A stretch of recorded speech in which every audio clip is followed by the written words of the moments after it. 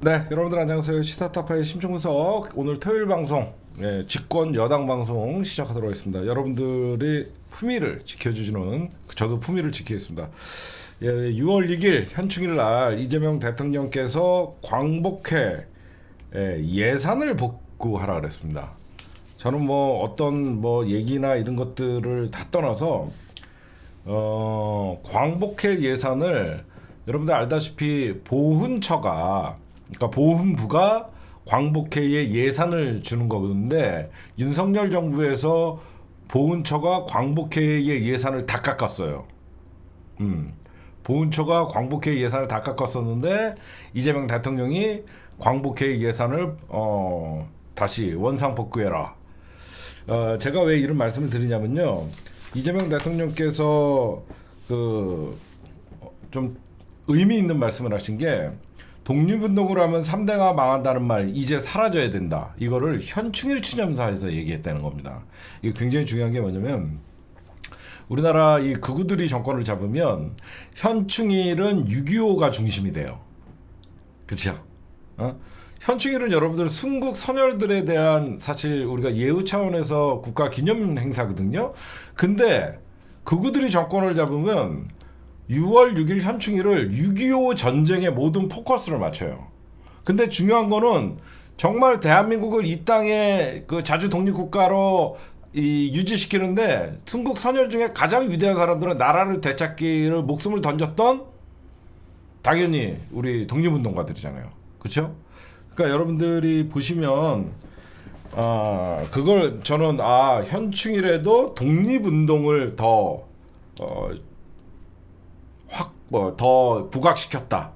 그거에 대해서 저는 좀 관점을 여러분들에게 좀 말씀드리고, 그러면 간단하게 추념사에서 국가와 공동체를 위한 희생이 합당한 보상으로 돌아오는 나라, 모두를 위한 헌신이 그 어떤 것보다 영예로운 나라가 돼야 된다. 이게 핵심인데, 그 국가와 공동체를 위한 희생이 합당한 보상. 6.25 전사자들이나 이쪽에 대해서는 저쪽에서 엄청나게 띄우지만 독립운동가들에 대한 제대로 어떤 국가 유공자에도 불구하고 이런 독립운동을 하면 3대가 망한다는 말을 하셨다. 그걸 이게 뽑고 싶었어요. 그 다음에 제가 없을 때 얘기했던 트럼프가 저한테 연락도 안 하고 이재명 대통령한테 전화를 했더라고요. 제가 도람프랑은 제가 한 다음 주 정도 전화 통화를 한번 해보도록 하겠습니다. 한미 정상회담 하기 전에 제가 도람프랑 한번 연결을 해갖고 Are you crazy? 한번 해줄게요. 이재명 대통령께서 도람프랑 통화를 했는데, 저는 뭐 사람들이 뭐 통화 내용을 했다 이런 것들을 얘기를 하는데, 통역은 누가 뭐 통역이 필요하나요? 도람프랑 전화하면 도람프는 도람프대로 얘기하고 나는 내 할 말만 서로 하면 되는 거죠. 그리고 맨 마지막에는 굿바이 이렇게 하면 되는 거니까. 저는 한 20분 정도 통화를 했거든요. 근데 사실상 뭐 여기저기서 도람프가 이재명 대통령에게 전화를 안 한다라고 하면서 한미 관계가 악화되는 거 아니야, 별 지랄들을 다 했어요. 근데 밤에 이게 전격적으로 도람프와의 통화가 이루어졌거든요. 오히려 도람프가 빠른 시일 내에 만나자. 어떻게 보면 여러분들 3일 4일 만에 하루 이틀 3일 취임 4일 만에 빠르게 전화 통화가 됐는데, 여기서 예의주시한 게 이재명 대통령이 도람프 사인 모자를 갖고 있다랄 거 그러냐고. 왜냐면 도람프도 치열한 대선을 거쳐갖고 이번에 대통령이 됐잖아요. 그 과정에서 도람프도 여러분들 어떻게 보면 살해 위협을 받고 총격을 받았잖아요. 이재명 대통령이 진짜 순발력이 뛰어난 게, 먼저 그런 얘기를 딱 꺼냈더니 공감대가 형성되잖아. 나도 죽을 뻔했어요. 재명리 이젠 프레지던트. 그러니까 저도 죽을 뻔했다라고 하면서, 이게 서로의 그 진짜 이 대통령이 되는 과정에서 이 암살 테러에 대한 두 분이 공감대를 갖고 있잖아. 굉장히 큰 거예요. 그렇죠? 다른 대통령들이나 이런 사람들이 느끼지 못하는, 정말로 자기를 반대하는 사람들이나 이쪽에 대해서 테러 생명의 위협을 받았던, 그래서 이런 것들을 보면 굉장히 그 공감대가 형성됐고 트럼프 그 모자 얘기를 했더니 골프 한번 치자고 그래서 라운딩 한번 피살 경험의 위험에 대한 경험 공유도 하고 그 아마 골프 실력 이재명 대통령 제가 알기로는 한 80대 칠걸요. 그거 정확히 모르겠는데 골프 꽤 치실 거예요 이재명 대통령님. 근데 하여튼 도란프로는 여러분들 이제 등치는 좋지만 나이가 먹어갖고 뭐 한 드라이버 많이 나가야 한 200 나가겠죠. 그러니까 동맥 라운딩, 동맥 라운딩을 아마 이걸 여러분들 그냥 골프라고 얘기하지 말고요 동맥 라운딩이라고 하세요. 한미 동맥 라운딩. 그래서 아마 얘기할 거고 결국은 여러분들 트럼프가 이재명 대통령을 예의주시할 수밖에 없는 게 이재명 대통령한테 이런 얘기를 해요. 뭐라 그랬냐면 그 높은 명성을 가진 이재명 대통령을 곧 뵙게 되기를 기대한다. 여러분들 높은 명성이 뭐예요? 이번에 압도적인 지지를 받은 거에 대해서 트럼프가 존중을 할 수밖에 없잖아. 높은 명성을 가진 이재명 대통령을 뵙기를 곧 기대한다. 딱 보고 있는 거지. 이번에 대한민국 역대 사상 최고의 득표율을 보였잖아. 그렇죠? 득표를 했잖아. 득표를.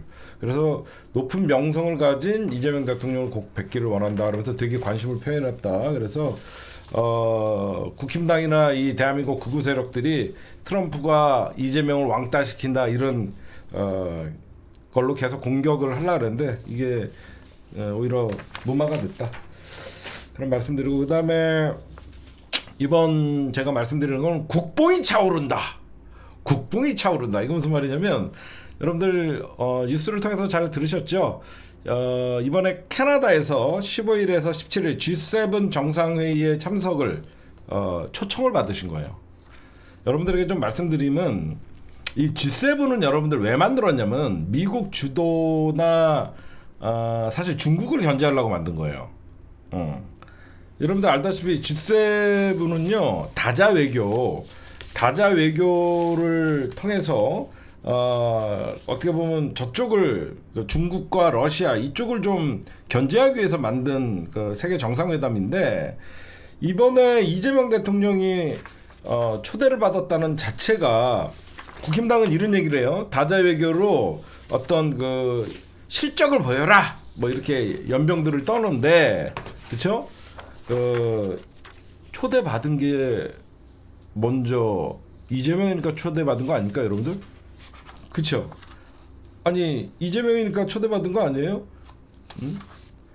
지금 여러분들 보시면 저쪽에서 국힘당 애들은 성과를 내라. 야 이재명 대통령이 여기 초대받은 자체가 성과다. 저는 먼저 그런 말씀을 좀 드리고 싶고요. 여기서 이제 어떤 이 G7 정상회의는 굉장히 어떤 서구나 우리 민주주의 국가나 이제 G7 경제 규모로 사실 매겼던 거잖아요. 그래서 국제사회로부터 신뢰를 얻는 건데 이번에 아마 이 G7에서 트럼프와 정상회담이 이루어질 것인가 그런 걸 좀 봐야 되고 하여튼 저는 그래요. 초청받은 것이 이미 국위선양이고 아마 드디어 외교 무대의 데뷔전이죠. 제가 그래서 이재명 대통령이 대통령 전용기 타는 사람들의 인원을 원상태로 문재인 정부 때로 복귀시켜라 라고 얘기했고 초청받아서 참석하기로 했고 그러니까 다자 외교의 정상회담 다자 외교 정상의 데뷔전이에요.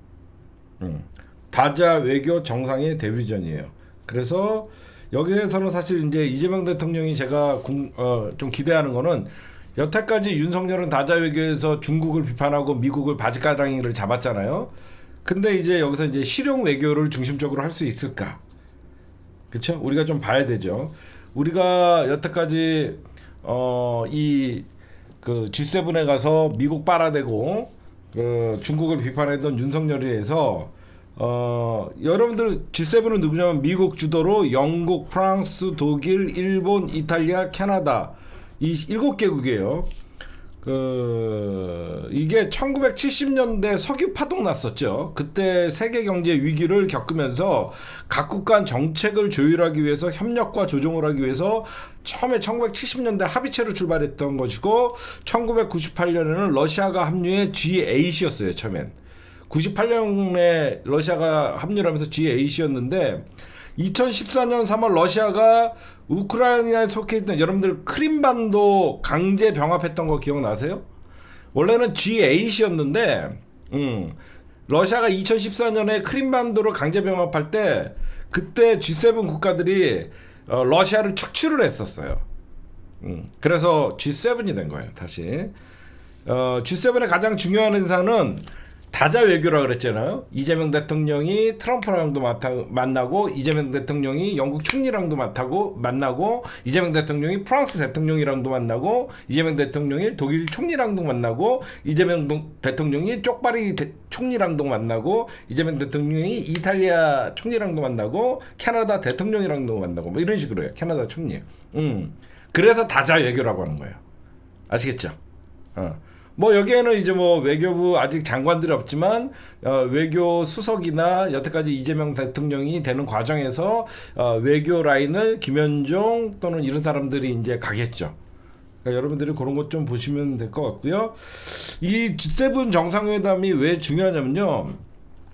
이게 사실 경제협력기구예요. 경제협력기구인데 사실 이게 점점점 미국 주도의 국제 정치, 그 다음에 기후변화, 광범위한 주제가 논의가 돼요. 그래서 의장국이 여러분들 아까 말씀드렸던 캐나다죠.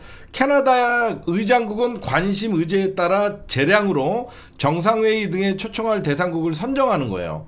그러니까 캐나다가 선정해서 이재명 대통령, 그러니까 우리나라 대한민국의 대통령을 초대한 거예요. 의장국의 어떤 그 의지에 관심. 그래서 우리나라가 그러면 언제 의장국이었었냐면 2020년 처음으로 G7 정상회의에 초청을 받았었어요. 문재인 대통령 때 정상회담을 미국이 의장국이었을 때 오히려 미국이 의장국이었을 때 2020년에 문재인 대통령이 초청을 받았었고 그 최근 몇 년간 G7 정상회의에 참석한 러시아의 침공을 받은 우크라이나에 대한 지원들을 얘기를 했었는데 하여튼 이렇게 되고 이번에 G7 정상회의를 한 달 앞두고 G7 재무장관, 중앙은행 총재 등에서 중국산 저가 제품에 초래한 공급 과잉 문제 이런 것들을 그래서 사실상 중국 견제 회담이라고 봐도 되는데 여기서 얼마나 실용적으로 균형적으로 이재명 대통령이 외교 대비전을 하는지 주목을 하면 될 것 같습니다. 제가 생각할 때 한미 정상회담이 깜짝 열리지 않을까 말씀을 드리고 그러면 한미 간의 현안은 뭐죠? 관세죠. 그렇죠? 관세, 그다음에 주한미군 재배치 문제, 방위비 분담 요런 내가 하나 둘 셋 네 요렇게 네 가지인데 하여튼 그다음에 일본 이시바 시게루 일본 총리 회담을 할 건지 한일 정상회담도 좀 우리가 예의 주셔야 되고 왜 그러냐면 오는 22일 그러니까 6월 22일이면 한일 정상회담, 한일 수교 60주년이거든요. 그래서 한일 관계에 두고 이재명 대통령이 어떤 식의 일본의 정상 총리를 만나서 메시지를 낼 것인지 그런 것도 좀 예의 주셔야 됩니다. 이재명 대통령이 먹고 사는 문제를 먼저 강조하면서 한미일 3국 협력을 이어가겠다라고 얘기했기 때문에 한미일 3국 정상회담도 열릴지 그렇죠? 트럼프나 기존의 미국의 입장은 한미일 동맹 관계를 유지를 하려고 그랬는데 정권이 바뀐다 그래갖고 한미일 균형을 깨지 않겠다라고 이재명 대통령이 실용적으로 얘기했기 때문에 이번에 한미일 정상회담이 3국이 열릴 수 있을지 그것도 좀 봐야 될 것 같습니다. 하여튼 기대가 됩니다. 그렇게 여러분들이 말씀드리고 싶고 국힘당은 뭐 성과 내라 뭐 이렇게 얘기하는데 초청이 성과다 이런 말씀을 좀 제가 드리고 싶습니다. 그 다음에 요거 좀 말씀드릴게요. 오늘 이재명 대통령이 민주당 지도부 관저에 초청해서 지금 얘기했습니다. 박찬대 당대표 대행 등 24명이 참석자들 이재명 정부 성공하게. 이건 뭐냐면 이제 사실 정권 잡을 때 민주당 지도부가 진짜 고생했잖아요. 그래서 당정 관계나 이런 것들이 이제 취하는 차원에서 모셨는데, 요 사진 오늘 많이 돌아다녔죠. 오늘 조정식 의원님, 서영교 의원님, 이분 뭐였더라? 박 뭐였는데 이름 까먹었다. 정청래 의원님, 박찬대 의원님, 이분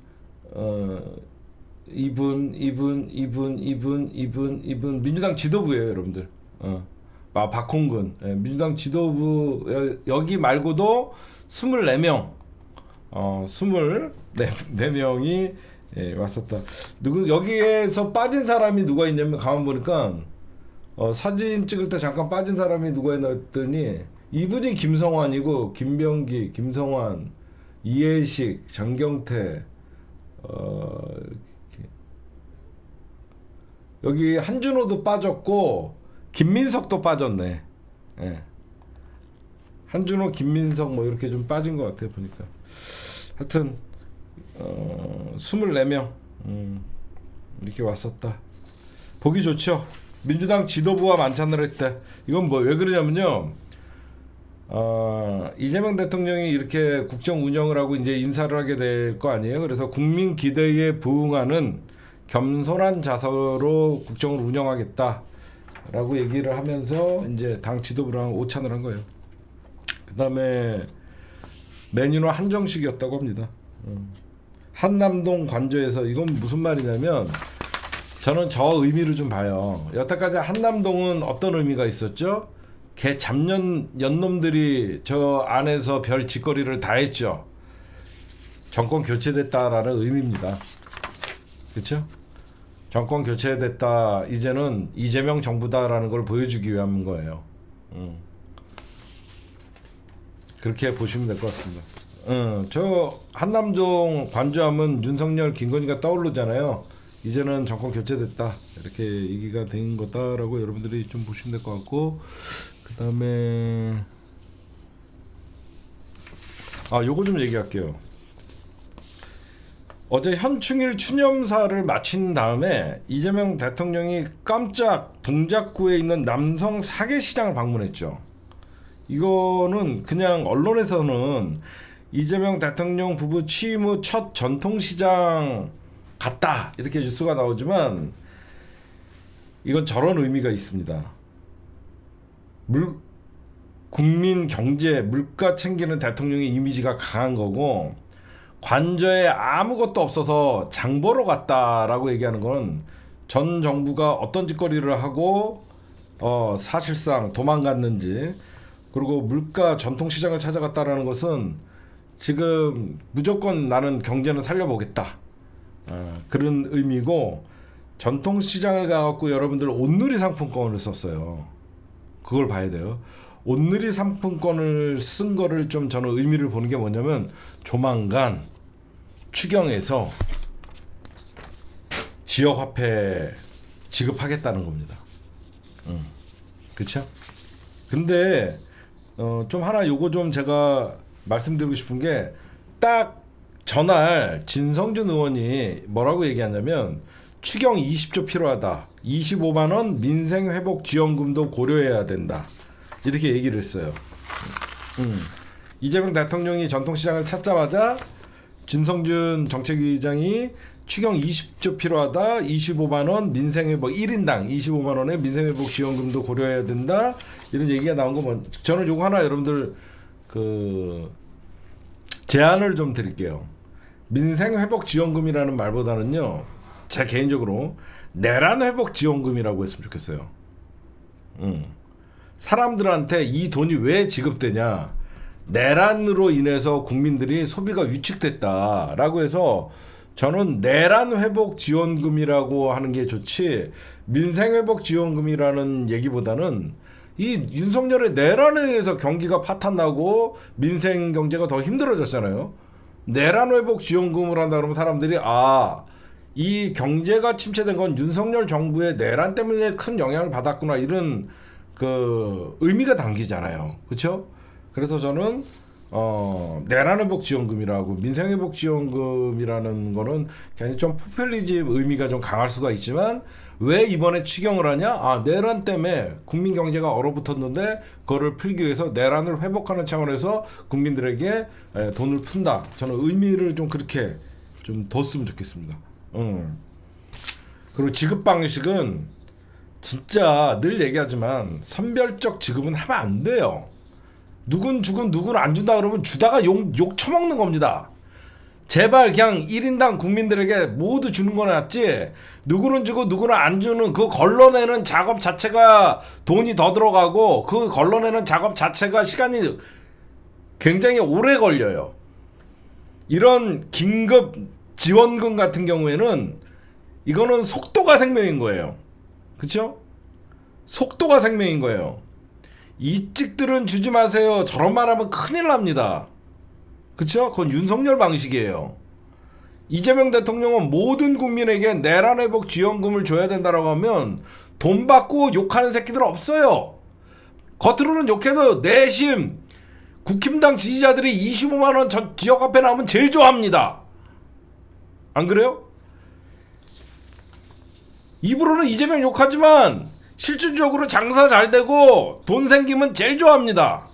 응? 절대 집권 여당의 지지자들은 그런 말 하면 안 되는 거예요. 응?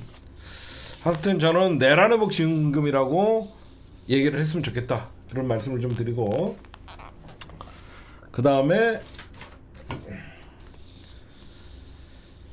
지금 여러 가지 문제가 좀 있는데, 지금 이재명 대통령께서 용산 관저에 들어가자마자 이런 말씀을 드리죠. 용산 집무실에 들어가자마자 이런 얘기를 했죠. 아무것도 없다. 무덤 같다. 이거 6월 1일날 2일날 공무원들 해산 명령을 했다라는 거야. 이거 정진석 아니면 누가 이 짓거리를 했겠습니까? 이거 빨리 정진석 긴급 체포해갖고 이런 전례 없는 국정 마비 사태를 일으킨 6월 1일 2일날 파견된 공무원들 전부 해산 명령을 했대요. 그러니까 다 돌아갔단 거예요. 그쵸? 정진석 아니면 누가 합니까? 응? 잡아들여야 돼요. 이건 바로 수사해야 돼요. 응?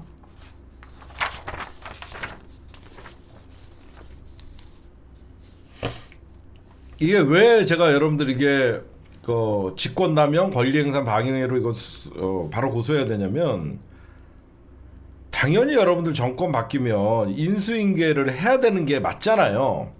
이 인수인계를 원천 봉쇄시킨 거예요. 정부를 마비시키려고 한 거예요. 제3의 또 내란이었던 거예요. 정부 조직을 마비시켜서 원천 봉쇄를 한 거 아닙니까? 첫날 못 봤어요? 볼펜 한 자루도 없고 복사기도 없고 이런 나쁜 놈이 어디 있습니까? 내란이죠. 응? 비정상적인 지시를 누군가가 내렸으니까 당연히 파견된 공무원들이 원위치를 했겠죠. 그럼 그런 파견된 공무원들 원위치를 시킬 사람 누구예요? 정진석 비서실장밖에 없잖아요. 내란범이죠.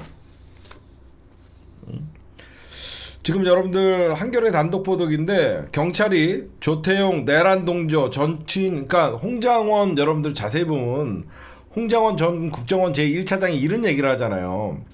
조태용 원장에게 정치인 체포 지시가 왔습니다. 그래요, 내일 얘기합시다. 네?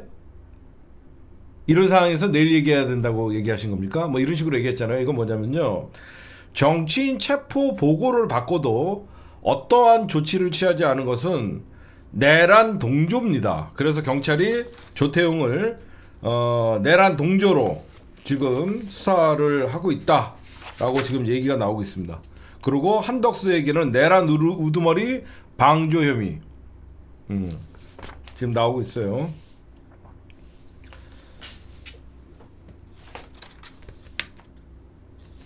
그 다음에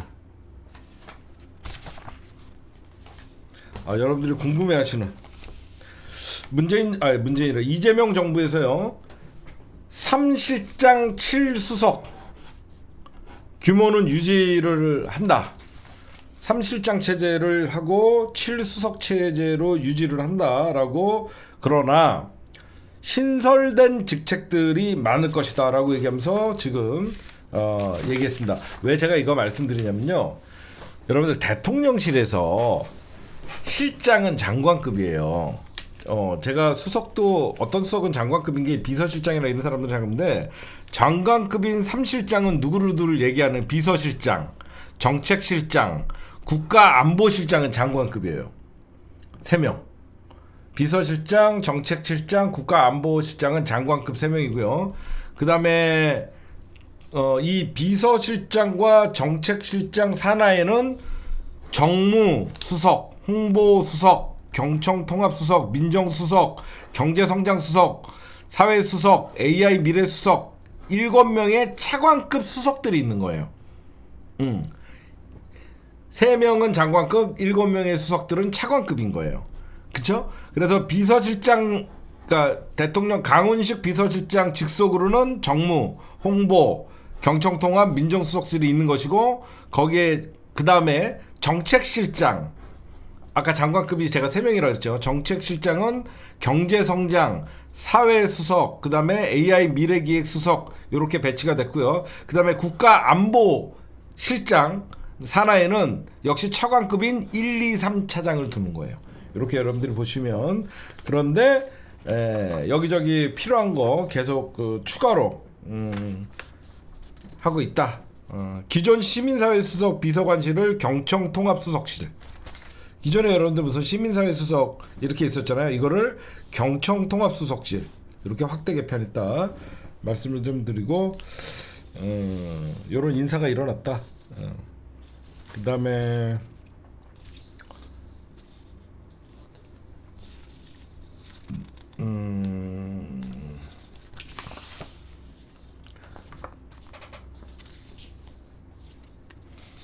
요것 좀 말씀드릴게요. 인사 문제. 지금 여러분들을 계속 신경 쓰이는 게, 제가 오광수 민정수석 거론에 정성호 의원을 제가 추천했던 가능성이 많다라고 했는데 정성호 의원이 아니라고 합니다. 그래서 이거는 제가 발언했던 것을 정정하도록 하겠습니다. 정성호 의원이 오광수 민정수석을 거론했다라는 제가 그런 얘기를 했는데, 그 말은 정성호 의원님이 아니라고 하니까 굳이 제가 뭐 정성호가 맞다 그럴 필요 없고요. 정성호가 아니다라고 여러분들 다시 정정을 좀 해드리도록 하겠습니다. 그러면 누군가가 추천을 했을 거 아닙니까? 오광수 민정수석 여러분들 문제가 많죠. 여기저기서. 왜 그러냐면 제가 볼 때는 조만간 이분은 지금 뭐 여기저기서 유력이 뜨고 있잖아요. 근데 바뀔 것 같습니다. 왜 바뀔 것 같냐면, 일단은 조국혁신당이나 그 참여연대, 시민사회, 그 다음에 야당에서, 그것도 우리 편 친여 성향의 야당에서도 반대하면 이재명 대통령이 굳이 이렇게 문제 있고 논란이 되는 사람을 임명할 리가 없을 거 아닙니까? 그러니까 여러분들이 보시면 어떤 그 민주당 안에서도 우려의 목소리가 나오고 조국혁신당에서도 우려의 목소리가 나오니까, 제가 제발 부탁드리고 싶은 것은 누가 이 사람을 추천했는지 찾으려고 하지 말고, 이재명 정부에서 이런 사람 문제 있고 여기저기서 말 많은 사람은 추천을 안 하겠지라고 우리가 그걸 좀 지켜보는 게 좀 좋을 것 같아요. 무슨 말씀인지 아시겠죠? 당연히 이재명 대통령이 집권 초기부터 조국혁신당과 각세우고 시민사회에서 반대하는 사람을 임명할 그런 실용적인 대통령이기 때문에 그런 일은 없을 거라고 저는 생각하기 때문에, 굳이 누가 이 사람을 추천해갖고 우리가 또 파고 들어가갖고 그거를 하려면 우리 스스로가 이재명 정부를 흔들 수 있는 거기 때문에, 제가 볼 때는 아직 유력은 떴지만 확정된 게 아니기 때문에, 당연히 이렇게 문제가 많고 누가 봐도 그 민주당 안에서 그리고 야당에서 조국혁신당에서 이렇게 얘기를 하면 당연히 철회를 하시겠죠. 생각을 바꾸시겠죠. 그렇게 여러분들이 보시면 되고, 발본색원해야 하는 게 정상 아닌가. 발본색원을 한다는 건 이재명 정부를 치자는 거예요 지금. 발본색곡이라는 말은 이재명 정부 누가 추천했는데 찾아내서 이재명 정부 치자는 거예요? 그거는 저는 좀 아직은 아닌 것 같아요. 음, 저는 아직은 좀 아닌 것 같습니다. 이거는 하나의 해프닝으로 좀 보면 될 것 같아요. 그걸 누가 추천을 했냐라도 그 사람 만약에 우리가 알고 봤더니 이재명 대통령과 친한 사람이면 왜 이재명은 또 그런 사람을 옆에 두냐 이렇게 계속 이어나가잖아. 제 말은 그렇지 않아요? 그게 가장 큰 문제라는 거예요. 만약에 이재명 대통령 만약에 여러분들이 발본생각을 했어. 그래갖고 추천한 사람을 여러분들이 찾았어. 근데 이 사람이 이재명 대통령과 굉장히 친한 사람이야.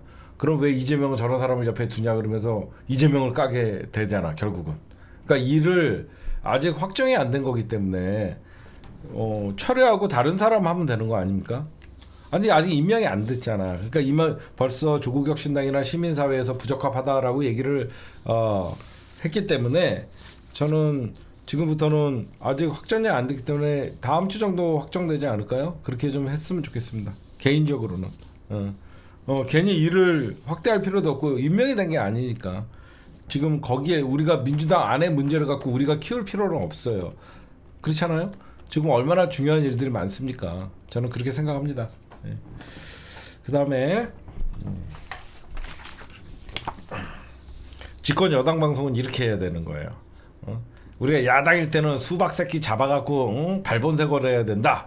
맞지만 지금은 이재명 대통령의 정권이 우리는 힘을 받아야 된다라고 저는 생각을 해서 현재는 우리가 스스로가 흠을 잡을 필요가 없다라고 생각합니다. 여기저기서 얼마나 때리려고 지금 준비를 하고 있겠습니까? 그렇죠? 저는 우리 스스로가 이 정도 비판을 하고 오광수에 대해서 비난을 하고 우리가 오광수의 문제점을 얘기하면 이 정도에서 그칠 줄도 알아야 된다고 생각합니다. 네. 그 다음에 지금 원내대표 선거 얘기 잠깐만 할까요? 민주당 원내대표 선거가 13일 날 있는데 이번 조승래 의원이 중간에 후보 사퇴를 하면서 김병기 의원과 서영교 의원 두 명이 이제 나란히 붙기로 결정이 됐습니다. 둘 다 친명이에요. 저는 이번 선거에서 누구를 편을 들 수가 없습니다. 그러니까 여러분들이 좋아하시는 분들 응원을 해주시기 바랍니다. 여러분들이 보셔도 서영교 의원 잘하셨고 김병기 의원님 너무 잘했잖아요. 그렇죠? 서영교 의원님 최고위원 하면서 이재명 대통령한테 얼마나 힘을 실어줬고 김병기 의원님도 보이지 않는 곳에 얼마나 힘을 실어줬습니까?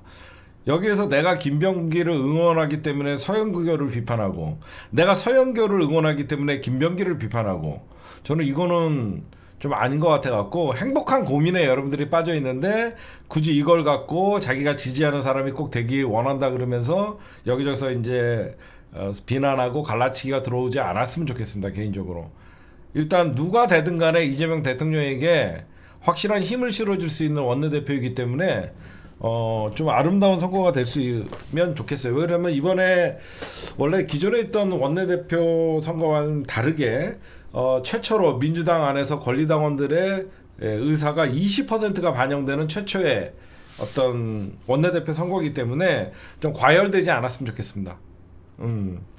과열되지 않았으면 될 것 같고 여러분들은 좀 자세하게 알려드릴게요. 민주당이 여러분들 한 지금 170석 정도 되죠. 170석 170석의 의원들이 투표를 하잖아요. 근데 지금 20%가 권리당원이 반영된다고 했죠. 이게 의원표로 환산을 하면 한 34표 정도가 돼요. 그러니까 당락이 결정되죠. 무슨 말씀인지 아시겠죠? 한 34석 정도 돼요. 그래서 가치가 결국은 이제 권리당원에 의해서 왜 의원들은 갈라질 수가 있잖아.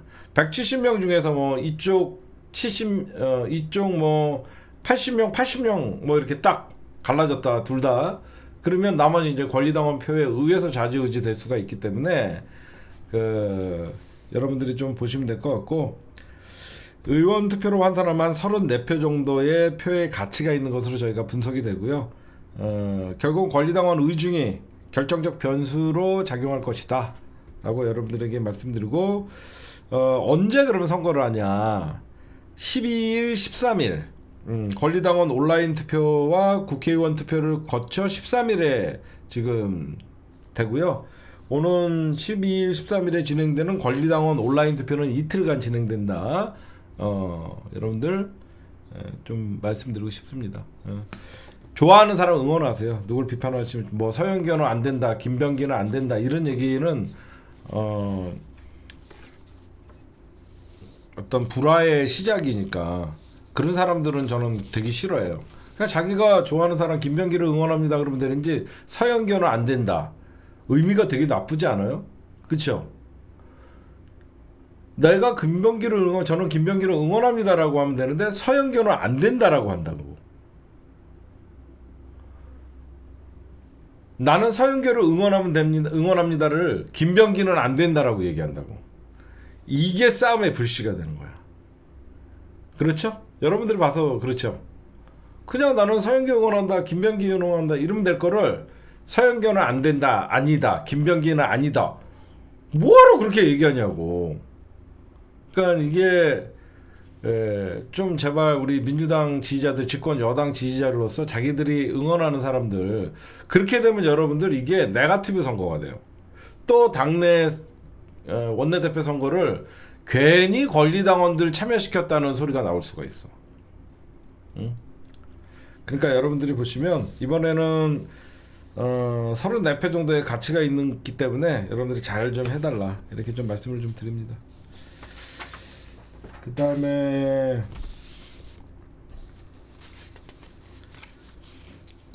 또 관심을 끄는 게 뭐냐면 내년 지방선거에 이재명 후보님의 지역구를 누가 받을 것이냐. 그쵸? 이거 굉장히 중요한 겁니다. 그래서 지금 제가 취재를 좀 해보면 내년 6월 3일날 지방선거와 동시에 이재명 후보님의 인천 계양구 을이잖아요. 여기를 누가 공천이 될 것이냐. 이게 굉장히 중요합니다. 이게 의미가 있는 선거라서 지금 원래 그 지역이니까 거기 삼선 구청장 출신의 박영우 전 구청장과 윤대기 변호사 이런 사람들이 하는데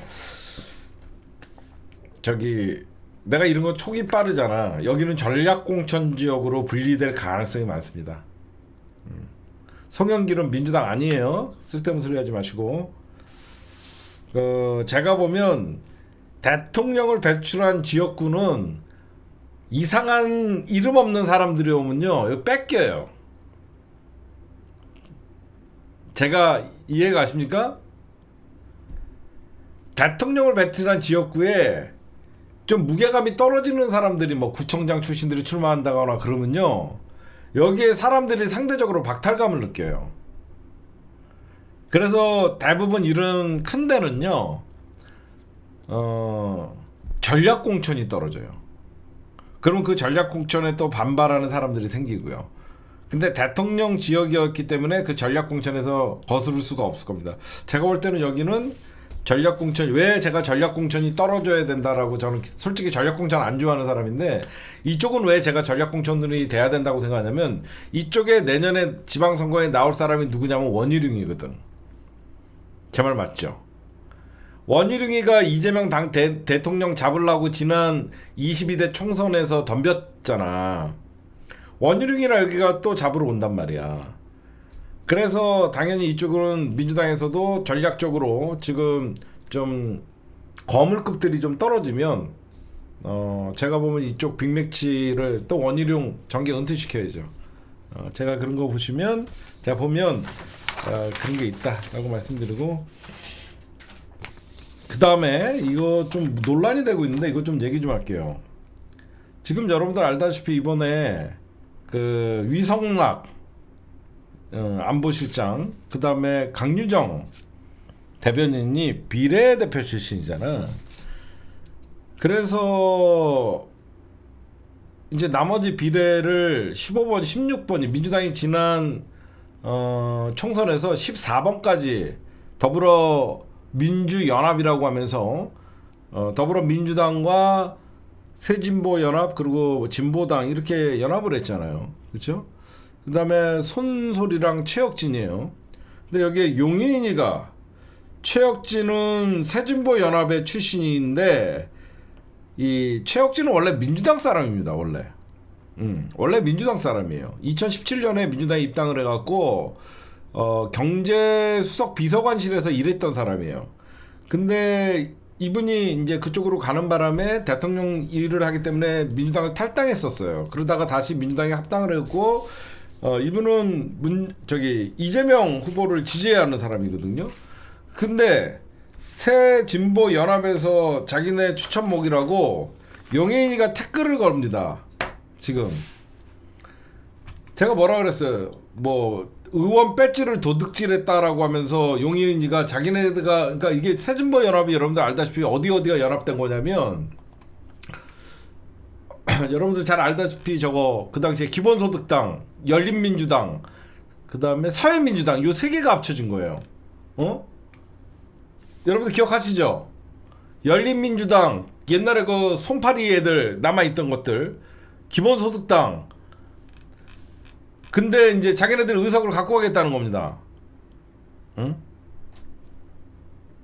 진보당은 밖에서 같이 했었나? 근데 내가 하나만 얘기할게. 내가 왜 이런 얘기를 하냐면 용해인이가 비례후보 승계에 대해서 비판할 자격이 있나? 너 그냥 앉아서 비례 재선했잖아. 내가 옛날부터 용해인이 너 그러면 안 된다 그랬잖아. 너 비례 2번에 뭐 너가 남을 비판할 자격이 있나?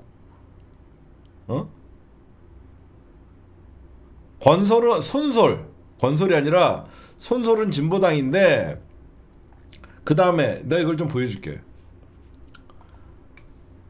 이게 현재 이제 14번까지 됐거든요. 이제 15번부터 이제 진보당이 추천한 인사가 손솔이에요. 그 다음에 새진보 연합이 추천한 사람이 최혁진이란 말이야. 그러니까 용해인이는 이 사람을 민주당에서 제외시키라는 거야. 제명하라는 거야. 나 솔직하게 말씀드리면 15번, 16번 다 그러면 마음에 안 들면 17, 18로 가자. 너네 둘 다 그거 갖고 싸울 거면 이주희 시민사회 이거 민변 사무처장이었어요 이분은.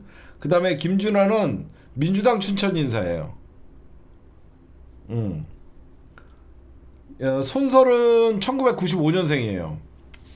손설은 1995년생이라서 만약에 손설도 처음에 지금 더불어 시민연합이 이제 민주당과 합당을 해서 당적을 민주당으로 갖고 있는 거예요 저분들이. 근데 처음에는 손설도 민주당에 남겠다 이러다가 진보당이 난리를 치니까 자기는 진보당으로 가겠다라고 얘기했고 최혁진은 이제 비례를 받게 되면 자기는 민주당에 남겠다 이렇게 얘기해서 이제 사실상 비례가 얘기가 된 거거든. 내가 뭐라 그랬어. 어따 대고 용해인 따위가 야 새정치한다는 인간이 비례 재선까지 처하고 앉아있냐? 안 그래요 여러분들? 새정치한다 그러면서 젊은 게 쳐들어와갖고 어영구영 제 잘못이 큽니다. 죄송합니다. 어영구영 하면서 지 뺐지. 내가 왜 용해인을 비판하냐면 기본소득당의 정치인이 용해인이밖에 없나? 지가 한번 해먹었으면 기본소득당 키우려고 그러면 딴 사람을 이번에는 비례를 추천하고 지가 빠져야죠. 안 그래요? 지가 뭔데 2번 비례를 처합니까? 응? 불순해요. 응? 정치가 젊은 게 이런 식으로 욕심내면서 하면 안 되는 거예요. 눈치는 빨라갖고 의정생활할 때 윤석열 비판하고 그러면 좋아 보이죠? 정치는 그렇게 하는 거 아니에요. 정치인은 자기를 희생할 줄도 알고 자기 거를 버릴 줄도 알아야 되는 거예요. 응? 지 거 챙기면서 안 그래요? 지가 기본소득당 만들었다 그래갖고 지가 비례 2번 하면 기본소득당인 정치인이 용해인밖에 없냐고요. 그래갖고 이번에도 배지 달고 싶어갖고 지 혼자 기본소득당이 참여하면 뻘쭘하니까 야 열린민주당이 원래 사실상 없어진 정당 아니야? 응? 내 생각은 열린민주당 이미 기존에 있던 열린민주당 민주당이랑 합당하지 않았어? 남아있던 열린 사과춘 잔당들 아니야? 그 정당이랑 손잡고 제 말 맞죠? 이미 지난 총선 끝나고 21대 총선 끝나고 열린민주당과 민주당 합당했잖아. 그 합당을 반대했던 자들이 남아있었잖아. 어떻게 보면 반민주당 세력들이 열린민주당을 갖고 있었잖아. 합당을 반대하는. 걔네들이랑 손잡아갖고 기본소득당 열린민주당 사회민주당 손잡은 거 아니야? 응? 내 말 맞잖아. 응? 이미 합당해놓고 합당 반대했던 자들이 열린민주당 갖고 있던 거 아니야. 응?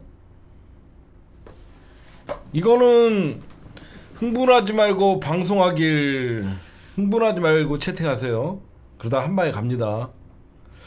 그래서 제가 보면 어따 대고 민주당을 욕하고, 응? 민주당에 남겠다는 최혁지, 이게 왜 중요하냐면 민주당이 169석에서 뺏기면 2석이 날라가요. 그쵸? 민주당이 날라가는 거예요, 의석이. 응? 민주당이 연락하면 날라가는 거예요. 뺏기는 거야, 2석. 정신 나갔죠? 응? 민주당 남겠다 그러면 그 사람 자유예요. 무슨 국회의원 사기니 도둑질이니 그럴 필요 없는 겁니다. 그러면 문제가 있으면 둘 다 나가.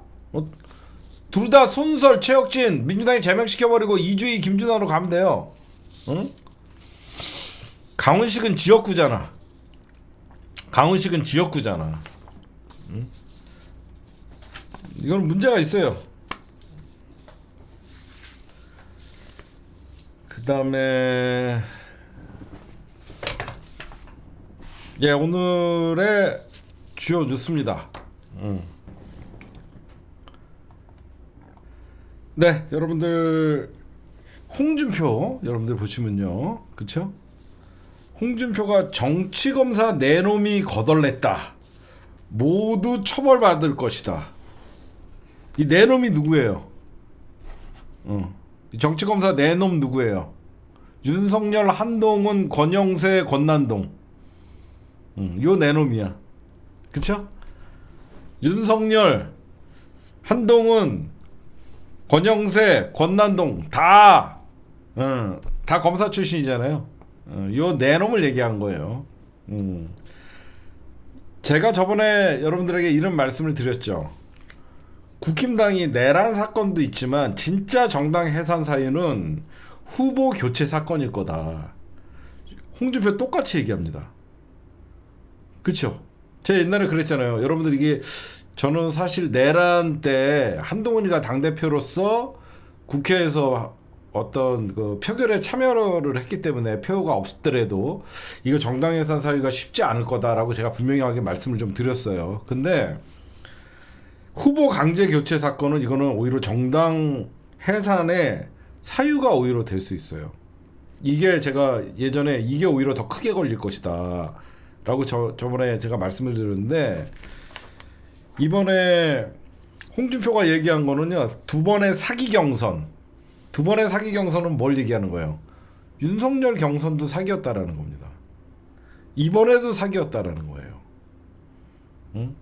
기소되면 니들은 강제 퇴출당할 것이다 라고. 이건 뭐냐, 기소하라는 거예요. 검찰이 싸잡아 하라는 겁니다. 그래놓고 노년층 틀딱 유튜브에만 의존하면 미래가 없다. 연일 국힘 비판하는 거예요. 응? 지금 국힘당 어떻게 전략하고 있어요? TK 자민련 됐죠. 여러분들 이런 게 있어요. 요번에 국힘당이 41% 얻었죠. 30 몇 프로면 오히려 망할 수가 있었지만 41%가 되고 저것들이 더 버티죠. 여러분들 오히려 제가 국힘당이 더 망하는 지름길로 갔다라고 얘기하는 게, 이번에 TK는 견고했죠. TK는 견고했잖아. 우리가 생각하는 것 같이 30% 안 나왔죠. 이게 망하는 지름길인 거예요. 왜 그러냐면 지금 국힘당 배지 달고 있는 애들이 대부분 TK잖아. 내란을 해도 우리는 TK에서는 이긴다. 그럼 얘네들은 변화를 주지 않아요. 이번에 만약에 TK에서 30%가 넘고 35% 이렇게 나오면요, TK 의원들부터 반란이 일어나요. 그리고 여러분들 왜 저 정당이 개혁하기가 힘든 줄 아십니까? 수도권에 의석이 없어서 그래요. 제 말 맞죠? 만약에 국힘당이 반 정도가 수도권 의원들이었으면 이 대선 패배와 함께 친윤계와 이 개 잡것들은 다 날아갑니다. 수도권에 의석이 거의 없으니까 그냥 TK만 지키면 되는 거예요. 그러니까 저쪽은 변화를 받아들이지가 않는 거예요. 응? TK에 해봤자 다 당협위원장들밖에 없잖아요. 여러분들 제 말 이해가 가시죠?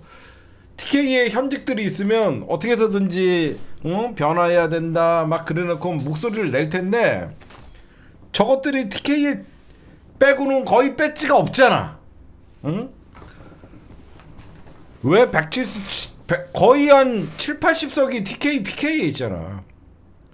85석 중에 70석 가까이 60 몇 석이 TK, PK이고 나머지는 여러분들 비례대표 18석이에요. 그래갖고 108석 된 거야 처음에. 거기 TK, PK 요쪽 합치면 63석인가 되고, 거기에다가 18석 비례하면 70 몇 석이야. 거기에다가 충북 서수도권 다 합쳐봐야 한 10석도 안 돼. 응? 응? 인구가 많잖아 그쪽이. 여러분들 아세요? 호남 전체 인구랑 영남 전체 인구 2배 많아요. 2배. 그러니까 얘네들이 변화가 안 되는 게 뭐냐, 호남에서 90% 지지를 해도 영남에서 60% 지지만 하면 저쪽이 더 표가 더 많은 겁니다. 거의 2.5배? 2배 이상 나. 호남에서 100% 전부 민주당을 지지해도 저쪽에서는 60%만 지지하면 저쪽이 더 이기는 거예요. 그래서 민주당이 수도권에서 만회를 하고 중원 싸움에서 이기면 선거에서 이기는 거예요. 그쵸? 제 말 이해가 가시죠? 인구가 저쪽에 훨씬 많아요. 그래서 민주당이 수도권에, 지난 대선에서 수도권에서 민주당이 열세였잖아. 오히려. 그래갖고 대선에서 패배하게 된 거거든요. 응? 그런 식으로 하는데, 국힘당이 왜 여러분들 더 수렁에 빠지고 안 되는지 이제 이해가 가실 겁니다. 수도권에 의석이 없어서 그래요. 자기네들은 그쪽만 지키면 되니까. 이번에 내란을 해도 그쪽에서는 자기네들이 견고함을 보여줬으니까. 그러니까 안 되는 거예요 지금. 응? 그 다음에 방금 말씀드렸던 지금 후보 교체 사건이 정당 해산 사유가 될 수 있다. 경향신문 단독 보면 한덕수 그날 후보 등록하러 가지 않았대요. 미리 국힘당은요 한덕수 서류를 갖고 있었던 겁니다. 이거 나중에 수사 시작되면요, 후보자가 직접 가지도 않고 국힘당에서 미리 한덕수의 32가지 서류를 받아놓고 새벽 3시 4시 한덕수를 위한 후보 등록을 하고, 심지어 어떤 얘기까지 있냐면, 국힘당이 여러분들 이번 대선 출발할 때 여기저기 민주당 이재명 대통령의 차량은 보였잖아요. 이재명 후보의 그 당시에. 국힘당이 왜 차량이 없었나 했더니요, 2번 한덕수로 차량 제작까지 하고 있었대요. 2번 한덕수로 차량 제작까지 하다가 국힘당 그 당원 투표에서 부결되는 바람에 그걸 또 싹 교체하려고 그러니까, 들어보니까 이제 이해가 가시죠? 왜 저것들이 김문수로 교체가 다시 원상복귀가 된 다음에 현수막도 없고 차량도 안 보였나 했더니, 이미 저쪽은 한덕수로 차량 제작도 들어갔었고 한덕수로 모든 잠바부터 해갖고 다 준비했었다는 거야. 그러면 이미 다 정해진다니까 홍준표가 사기 경선이라고 하는 거예요. 그래서 홍준표가 사기 경선이라고 하는 겁니다. 이거 여러분들 국힘당 어떻게 밝혀내면 되냐면요, 국힘당 선거 자금 내용을 선관위에다가 보고하게 돼 있거든요. 차량 제작비 얼마 들어갔고 어떻게 다시 차량 제작비 들어갔는지 보면 다 나옵니다. 이미 사전에 한덕수 차량 제작하느라고 뭐 아까 어느 분이 얘기했지만 100억을 먼저 다 잠바 맞추고 차량 제작하는데 100억을 썼다는 소리가 있거든요. 이거 나중에 다 밝힐 수가 있어요. 그 다음에 이게 정당 해산 사유가 아마 될 거예요. 더 크게. 그 다음에 제가 요거 좀 할게요. 제가 요즘 국힘당 내용을 좀 잘 분석을 하고 있는데, 친한계가 여러분들 얼마 전에 권난동이가 사퇴했잖아요. 원내대표. 원내대표가 사퇴를 해도 제가 알기로는 국힘당 원내대표 선거가 16일 날 있어요. 16일 날. 그리고 김용태의 임기가 이달 말이에요. 6월 30일이에요. 왜 김용태의 임기가 6월 30일이냐면 김용태는 권영세가 사퇴함으로써 긴급하게 투입됐잖아요. 그래서 권영세의 임기를 이어받는 거예요. 제 말 이해하시죠? 권영세의 임기를 이어받아서 임기를 채우는 게 김용태인데 김용태 임기가 6월 30일이에요.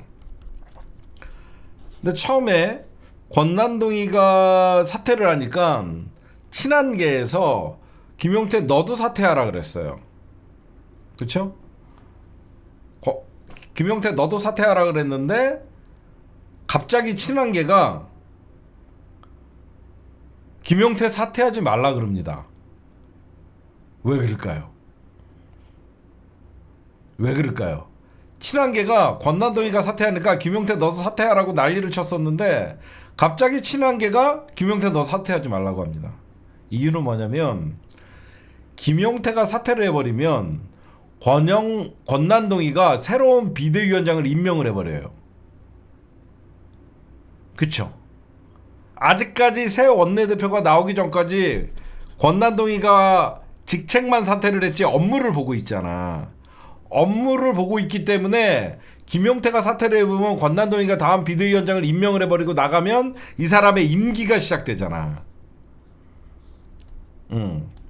그래서 또 다른 친윤계의 비대위원장을 임명을 해버리고 나갈 수가 있기 때문에 지금 버티고 있는 김용태가 물러나지 말아라 라고 했더니 김용태도 지금 자기가 후임으로는 다음 전당대회를 준비할 사람으로 하겠다. 그럼 모정의 김용태도 아직 어린 놈이잖아요. 얘네들은 이제 전당대회 방향으로 가려고 하는 것이고 권난동과 친윤계는 혁신형 비대위로 가려고 하는 거예요. 그게 붙은 거예요 지금. 이해하시겠죠? 그것 때문에 지금 친한계가 갑자기 김용태를 지지를 선언한 거야. 너 임기 채워라. 그래서 김용태가 임기 전에 차기 전당대회의 계획을 짜고 나가라 이겁니다. 지금 그 싸움을 하는 거예요 지금. 그래서 친한계가 김용태를 지지를 하고 버티라고 얘기하니까 내 임기 후 새로 들어설 비대위가 전당대회를 준비를 시키겠다. 지금 얘기를 하는 겁니다. 그래서 김용태가 얘기하는 게 탄핵 반대 당론 무효화를 시키겠다라고 하는 거는 친윤계와 전면적으로 부딪히는 지점이잖아요. 그렇죠? 저쪽은 탄핵 반대가 당론이었다라고 주장했고 거기에 응했던 친윤계랑 권난동, 권영세였는데 김용태는 탄핵 반대 당론 무효를 시켜야만 이게 개혁의 출발점이다라고 얘기를 하고 있잖아요. 그래서 이게 16일 날 새 원내대표를 선출하겠다. 이게 아마 국힘당이 또 친윤계의 원내대표가 되면 이게 전당대회로 갈 것이냐 비대위로 계속 유지가 될 것이냐의 바로미터가 될 겁니다. 지금 여기저기서 들리는 얘기는 김기현, 가가멜, 그 다음에 나국상 뭐 요런 얘기들이 나오고 있어요. 근데 둘 다 친윤계잖아. 그래서 국힘당은 사실 해체가 답이에요. 근데 여러분들 저는 국힘당은 우리가 굳이 정당해산 심판 청구를 하지 않아도 이번 저는 해체될 거라고 봐요. 그 이유는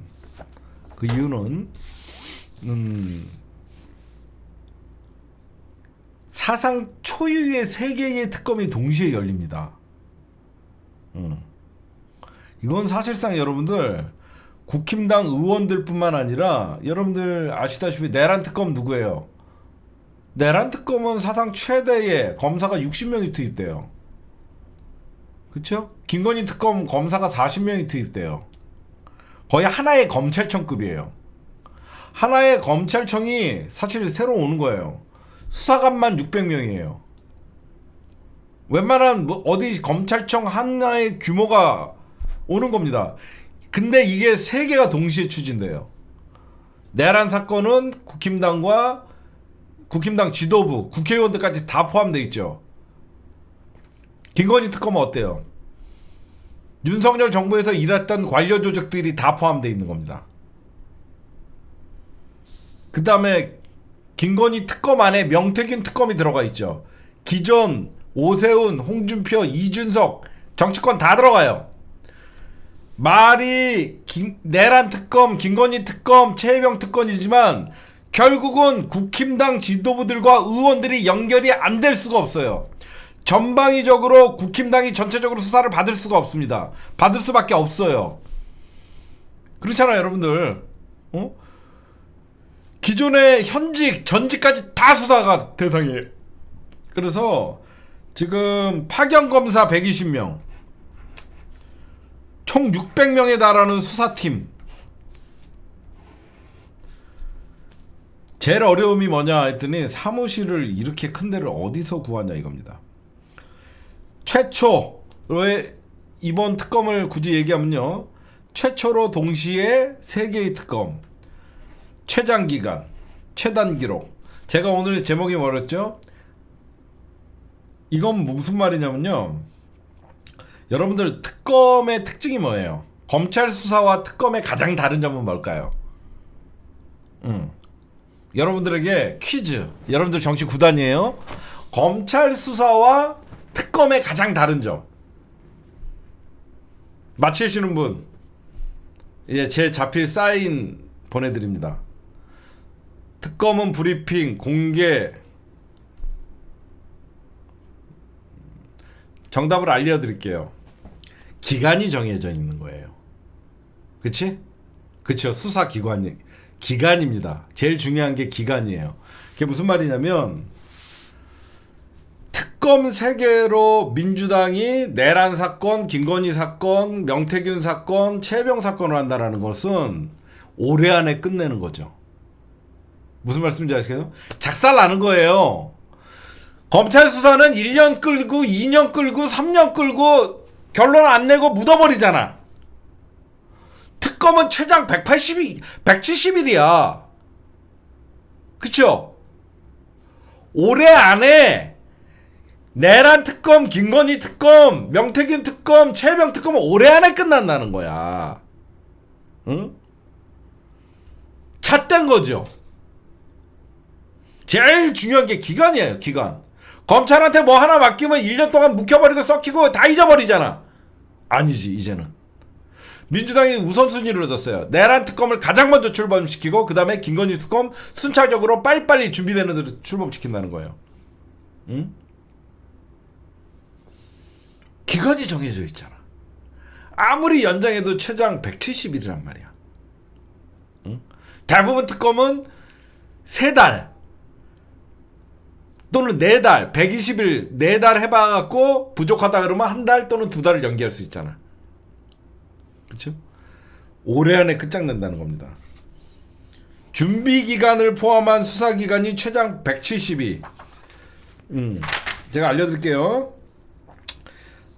준비기간을 포함해서 수사기간이 최장 170일, 최혜병 특검은 140일, 파견검사 내란 특검 김건희 파견검사 60명, 내란 특검 김건희 특검은 40명, 최혜병 특검은 20명.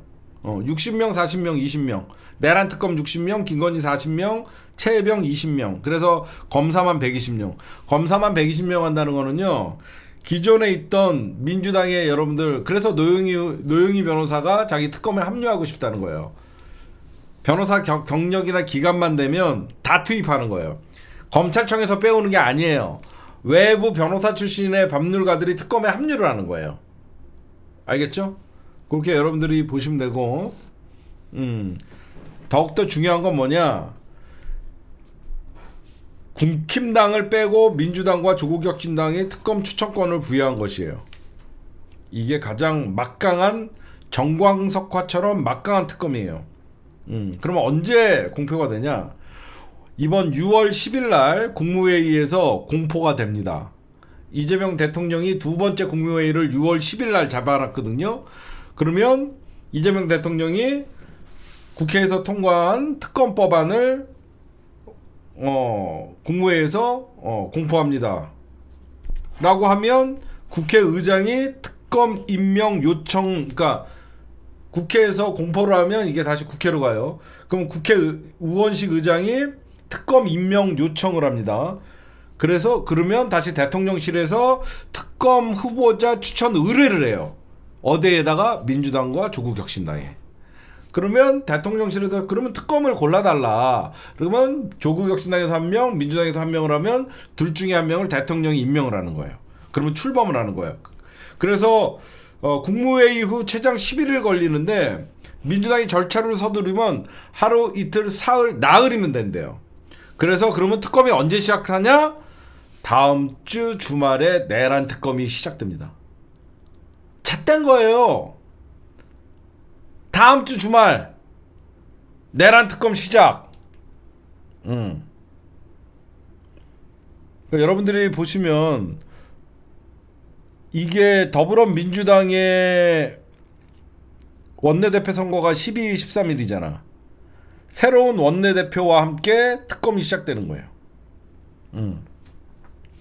그거 여러분들이 보시면 뭐 김용남, 뭐 최강욱은 사면권이 아니라 공직을 맡을 수가 없어요 지금. 그래서 뭐 이런 사람들 막 다 합류하겠죠. 제가 왜 이런 말씀을 드리냐면요. 특검법에 명시된 수사 대상을 보세요. 내란 특검은 11개예요. 수사 범위만. 외환죄, 내환죄, 내란 공범, 내란 선동까지. 그럼 국힘당 다 들어갑니다. 거기에 정광은 뭐 다 죽는 거예요. 김건희 특검은 16개예요. 최혜병 특검은 8개예요. 총 35개에 달하는 사건을 특검에서 처리하는 거예요. 응? 여러분들 여기서 더욱더 국힘당 무서운 얘기 하나 해줄까? 특검 법안이 제일 강력해졌다라고 얘기했죠. 특검 법안이 제일 강력해진 이유가 뭘까요? 인지 수사를 가능하게 했어요. 이거 사람들이 잘 얘기들을 안 하는데 이번 특검법이 가장 강력한 게 이 35개에 달하는 사건 말고도 특검에서 인지 수사가 가능하다는 걸 조항을 넣었어요. 그건 무슨 말이냐? 범위가 없다는 거예요. 그렇죠? 마약 사건도 만약에 다룰 수 있겠죠. 범위가 없다는 거예요. 인지 수사가 가능하다는 것은 수사의 범위 제한이 없다라는 거예요. 죽는 거예요, 저것들. 응? 그러면 어떻게 합니까? 이재명 대통령은 경제 추경, 그 다음에 민생 안정, 해외 순방 모든 걸 경제에 올인을 하고 저쪽은 민주당은 특검, 그 다음에 내란 종식 이걸 하고,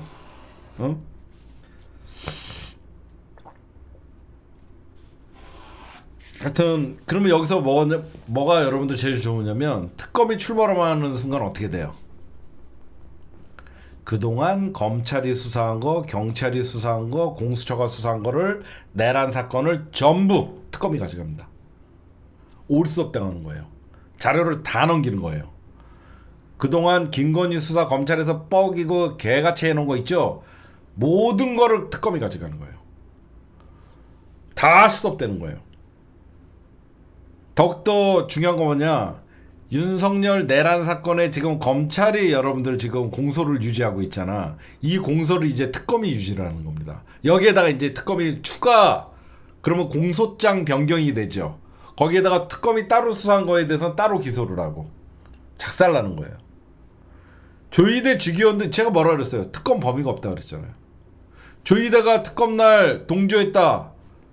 수사해보면 나올 수 있잖아요. 그쵸?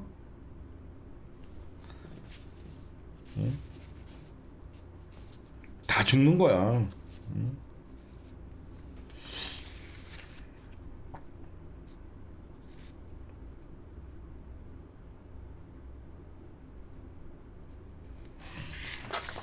지금 여기저기서 여러분들 가짜 뉴스 하나 내가 이거 살펴줄게요. 지금 언론에서 특검이 출발되면 검사가 지금 2,000명인데 약 6% 평검사 1,200명의 10%인 120명이 파견되면 수원지검, 인천지검 막 통째로 사라진다 얘기하는데, 바보들아, 파견되는 검사 검찰에서 추출 안 해. 그건 니네 생각이야. 응? 니네 생각으로 특검이 출발하면 미쳤다고 검찰에서 뽑아가겠냐? 이 바보들아. 응?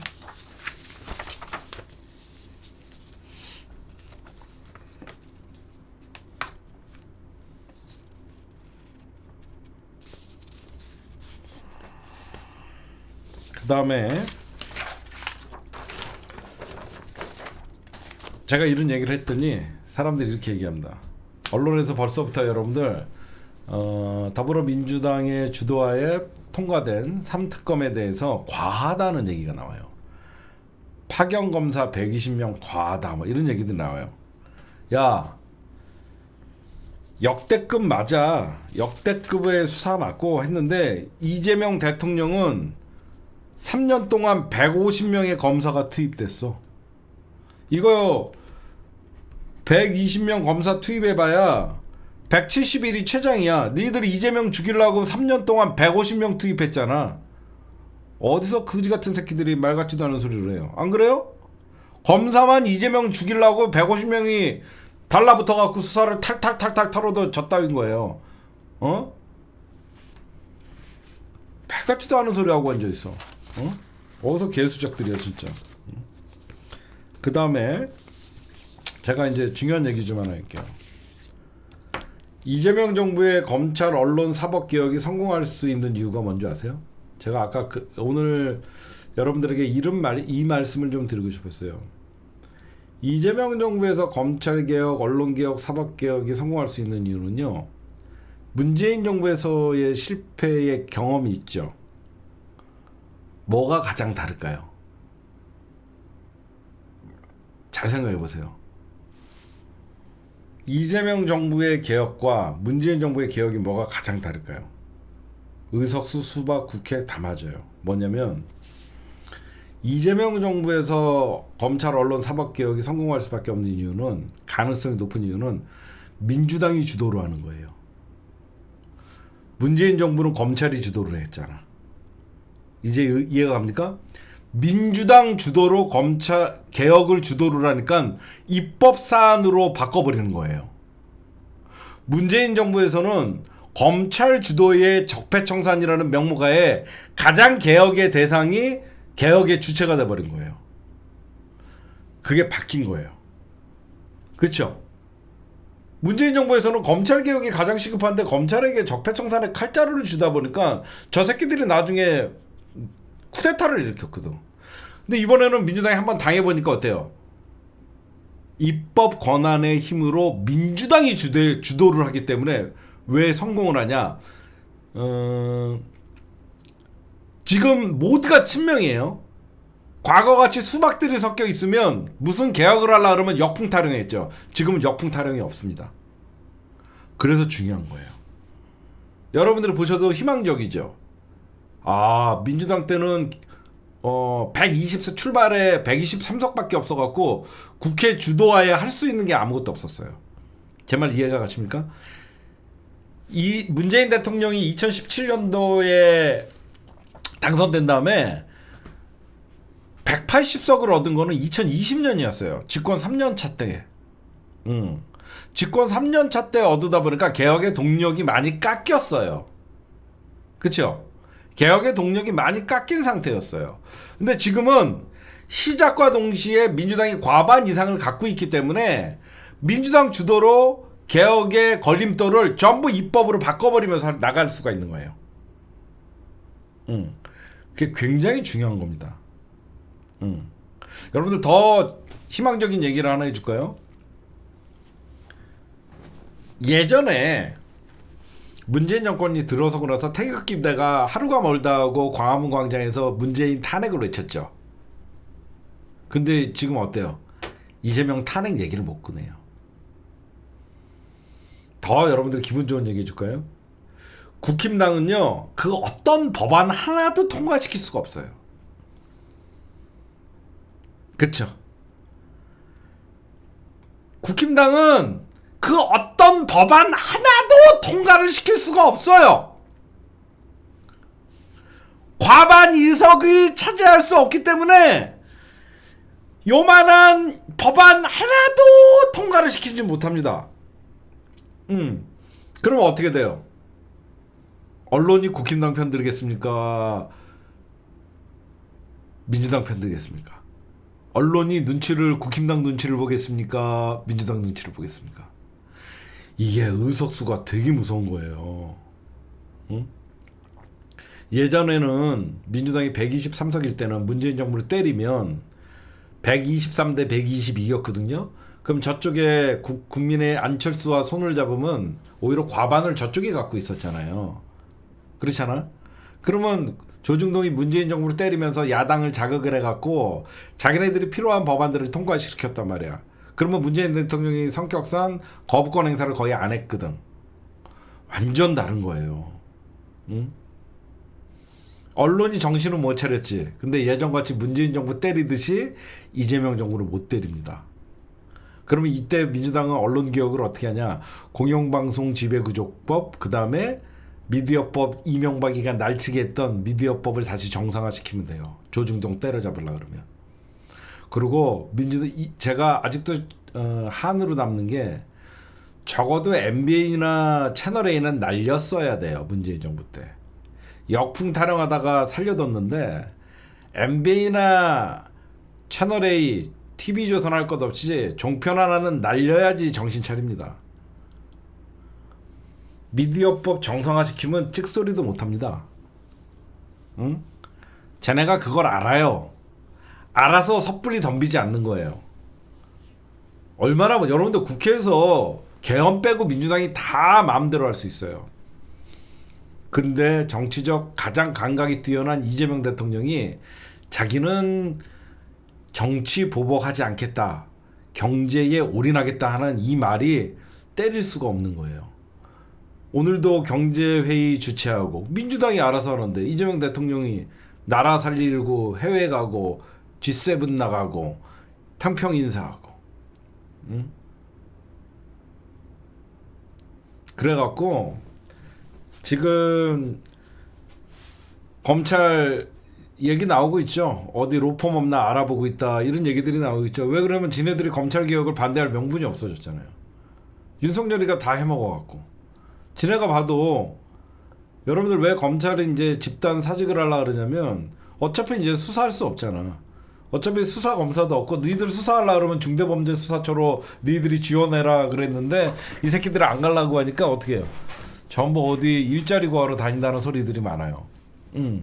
어차피 검찰 뭐 개혁 방해할 수도 없고, 예전같이 뭐 검찰이 집단 저항했다가는 지금 맞을 분위기고. 사법개혁은 어때요? 내란 특검, 김건희 특검, 뭐 별 특검 하다 보면 사법부나 조의대 이쪽 나중에 다 수사 들어가면 악소리도 못해요. 응?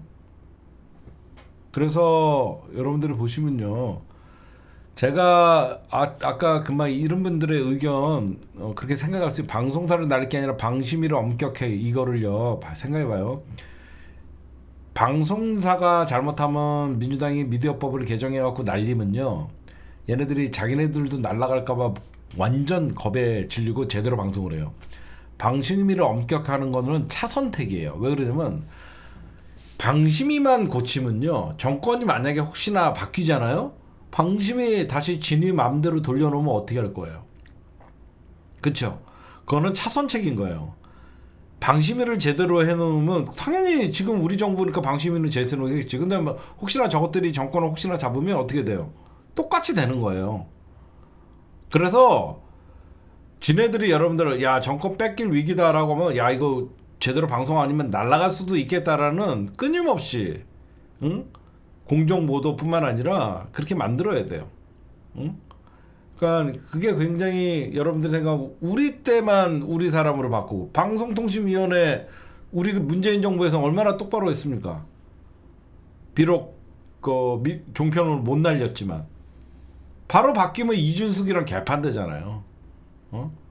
지금 가장 시급한 게 독립기념관장, 그 다음에 권익위원장, 방통위원장 이런 것들 전부 수사를 해갖고 날려버리면 됩니다. 저것들 비리 혐의 다 있잖아요. 그럼 공직자 비리 혐의 해갖고 얼마든지 여러분들 민주당이 이거 신경 안 써도 여러분들이 알바끼 어떻게 할 거냐라고 하는데 장관 임명되고 내각 완성되면요 민주당이 법 개정하면 돼요. 정부조직법이나 이런 것들 개정해갖고 정권이 바뀌면 기존에 있던 차관급 인사들은 전부 사표를 낸다. 민주당 입법사항으로 만들면 돼요. 빵진숙이가 장관급이잖아. 방송통신위원장. 그래서 국무회의에 참석하잖아. 그래서 얼마든지 의석이 깡패예요. 입법사항으로 다 날려버릴 수 있는 거예요.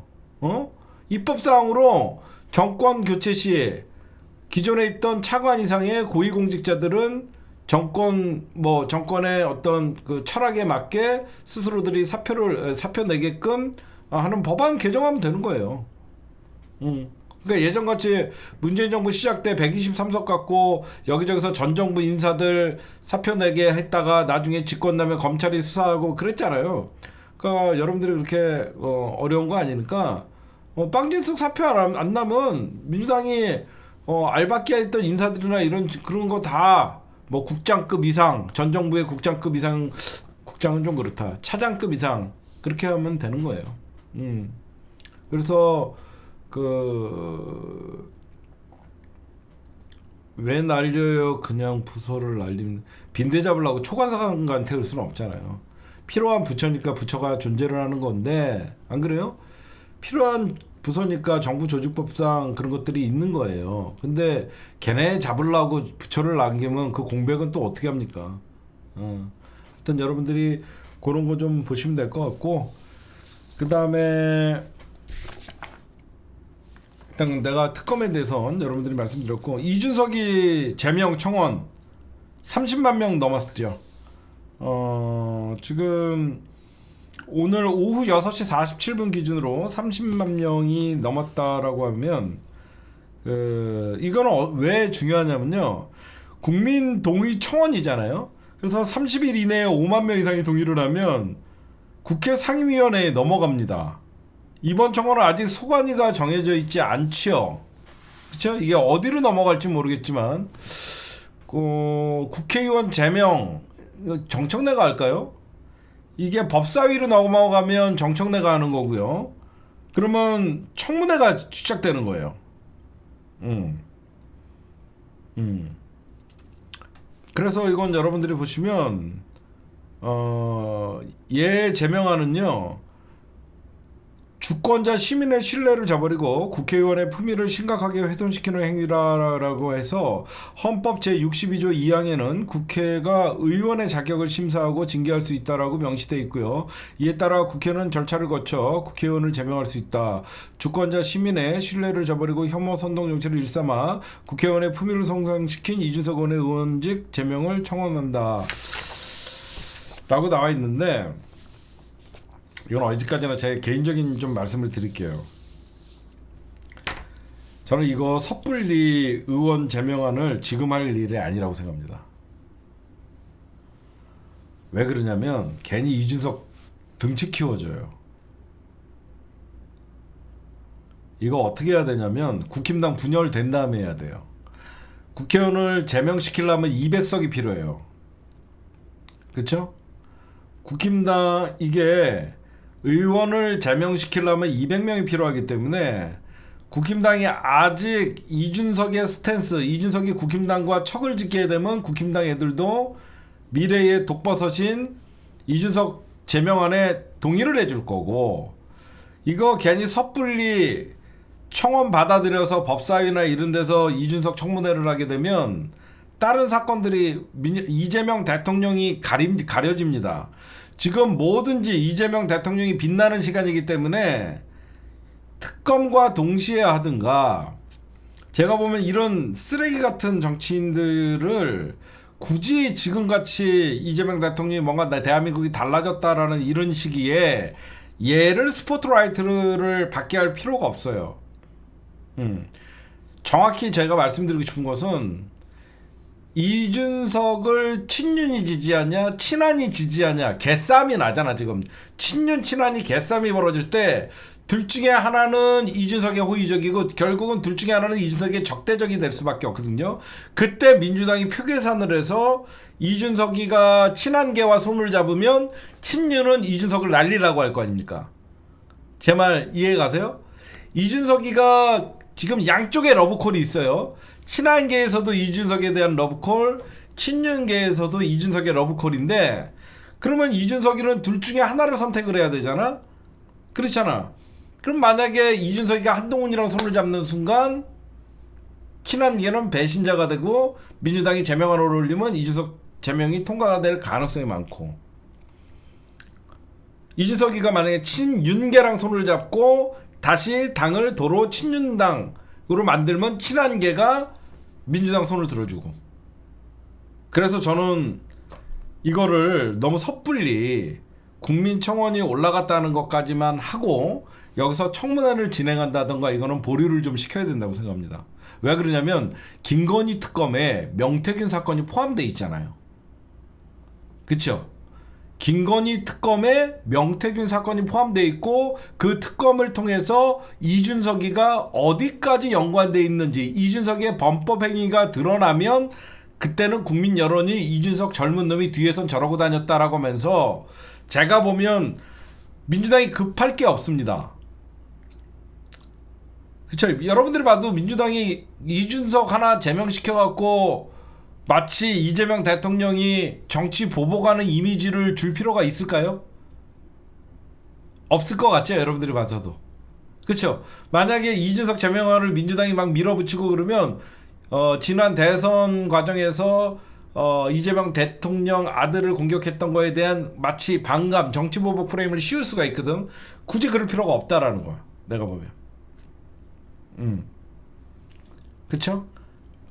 얼마든지 명태균 사건이나 다른 사건들, 성상납 사건 이런 것들이 공소시효는 지났지만 도덕적으로는 아직 유효한 사건이기 때문에 얼마든지 진실이 드러나면 그때 이준석을 처리해도 된다. 저는 그렇게 봐요. 그래서 여러분들이 좀 이준석 꼴보기 싫고 보기 싫지만 이준석 빨리 제명해야 된다 이런 거는 조금 우리가 정치적 타이밍을 보고, 지금은 특검의 시간이고 이재명의 시간이에요. 그렇죠? 이재명 대통령의 시간이기 때문에 이재명 대통령이 스포트라이트를 받고 이준석을 굳이 민주당에서 등치 키워주고, 제가 늘 정치는요 작용이 있으면 반작용이 있다 그랬잖아요. 우리 민주당 지지자들이 이준석을 꼴보기 싫어하고 이준석은 저쪽 지지자들은 또 뭉치는 겁니다. 굳이 그럴 필요도 없습니다, 여러분들. 저는 그렇게 생각을 해요. 그 다음에 마지막으로 제가 이런 얘기 좀 할게요. 국힘당이 몰락하는 과정을 여러분들 지켜보면요, 대한민국의 신정치 세력이 등장을 하죠. 그 뭐죠? 극우라는 정치 세력. 극우는 사실상 박근혜 때부터 태극기 부대를 중심으로 해갖고 이제 교회, 그 다음에 그 뭐 일베, 그 다음에 반사회적 인격체를 가졌던 인간들과 뭐 정치 사량이 뭐 합체돼 갖고 극우가 됐죠. 근데 저는 뭐 극우 별로 동의는 할 수 없어요. 근데 이 극우의 특징을 제가 보면 극우와 국힘당의 공통 분모가 있어요. 그건 뭐냐면 이익 집단이에요. 저는 이거를 좀 강조하고 싶어요. 단순히 민주당을 비판을 하고 어떤 협오 정치라는 걸 극우라고 하는 게 아니라, 국힘당과 극우가 같이 노는 이유는 공통점이 이익 공동체예요. 이익 공동체. 저는 왜 우리나라의 극우라고 소위 불리는 인간들을 극우라고 말하고 싶지가 않냐면, 그냥 반사회적 인격체들의 모임이라고 생각해요. 해외에서 극우라고 부른다 그래갖고 얘네들을 극우라고 부르면 우리가 걔네들을 마치 정치적 이념 성향에 따라서 분리를 시켜주는 건데, 저는 극우라고 부르지 말고 반사회적 인격체라, 반사회적 인간들이라고 저는 부르는 게 맞다라고 생각하거든요. 거기에 여러분들 한국극 서양의 개념을 갖다가 쓴 거예요. 그치? 서양의 극우 개념을 우리나라 이 반사회적 인격체들 인간들에게 부를 게 없으니까 극우를 씌워줬는데, 서양의 극우들과 우리나라의 극우들이 가장 다른 점은 뭐냐면요, 서양의 극우들은 뭐죠? 이민자를 혐오를 해요. 그치? 서양의 극우들은 대부분 이민자, 그 다음에 다문화, 반지성주의 이런 거를 혐오를 하거든요. 그러니까 자기네들 민족주의의 우월성을 갖고 있는 거예요, 과도하게. 근데 우리나라의 극우라고 불리는 인간들은 어때요? 여성, 약한 우리나라의 어떤 약자라죠, 여성도. 여성, 그 다음에 종북 세력, 거기에 중국을 포함시켰어요. 여성, 종북 세력, 중국을 갑자기 포함시킵니다. 이런 못된, 제가 왜 그러냐면 한국의 극우들이라고 하는 인간들은 결국은 제가 보면 독재를 찬양했던 냉전 시대의 반공주의를 토대로, 냉전 시대의 반공주의를 토대로 정말 민주주의가 최선은 아니다라는 생각을 갖고 있는 거예요. 예전에 여러분들 우리나라의 보수라고 하는 사람들이, 요번에 왜 국힘당이 보수와 극우로 갈라졌냐면, 보수는 원래 헌법을 준수하는 것을 가장 중요시하는 집단이에요. 근데 이번에 보수가 괴멸하는 이유 중에 가장 큰 게 서부지법 폭동이었어요. 제가 여러분들에게 계속 말씀드렸죠. 왜 그러냐면 우리나라가 이번에 극우들의 형태를 보면 민주주의가 항상 최선은 아니다라고 생각하는 거예요. 그게 굉장히 충격적인 거예요.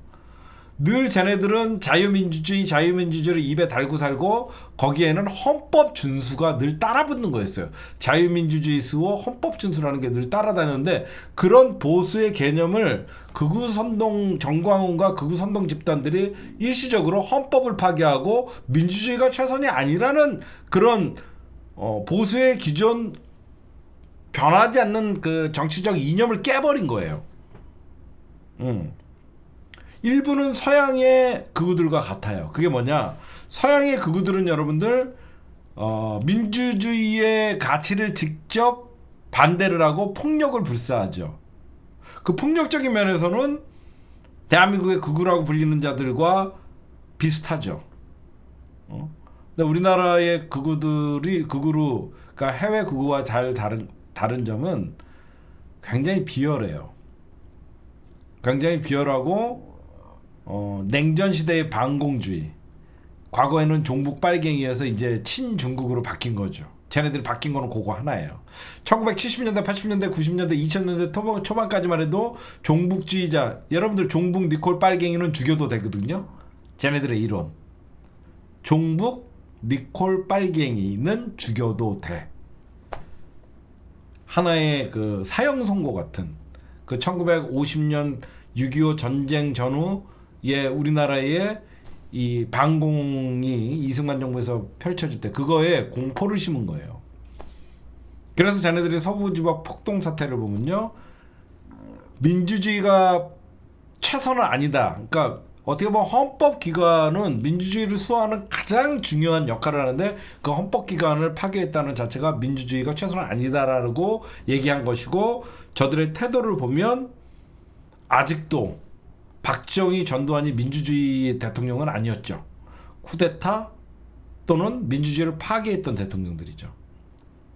그런 인간들이잖아요. 그래서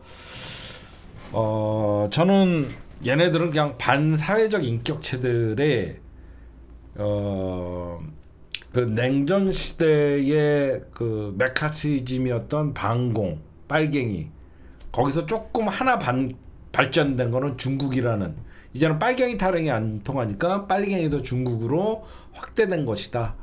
그렇게만 좀 말씀 좀 드리고 싶어요.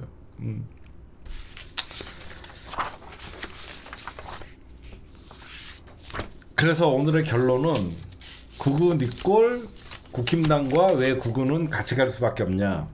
이권이 걸려 있어서 그런 거예요. 이권. 그쵸? 저들은 이권이 없으면 저런 짓거리 안 해요. 돈이 되니까 하는 겁니다. 돈이 되니까 민주주의를 파괴해도 되고 국민을 죽이라고도 얘기하고. 그렇죠. 그래서 저들이 국힘당과 대한민국의 소위 극우라고 하는 자들의 이 공동체, 그래서 이권화가 되면서 더욱더 본인들의 국힘당도 여러분들 TK를 자기네 영남 어떤 자민련으로 만들려고 하는 게 자기네들의 이익을 지키기 위해서는 배지가 필요하고 그 배지를 지키기 위해서는 영남을 자기네들의 텃밭으로 만들어야 되니까 그렇게 되는 거잖아요. 네, 여러분들 늦은 시간까지 오늘 제가 여러 가지 좀 핵심을 정리해드리면 내란 회복 지원금으로 바꿨으면 좋겠다. 민생 지원금이 아니라 국민들이 좀 와닿게. 이번 대선은 내란 종식의 대선이었죠. 내란 심판의 대선이었잖아요.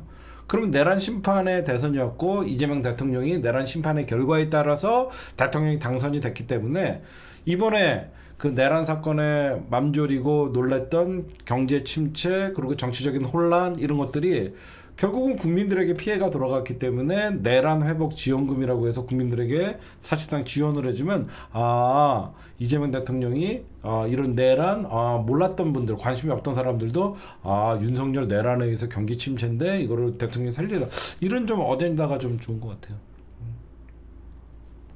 네, 오늘 제가 준비한 심층 분석은 여기까지만 하겠습니다.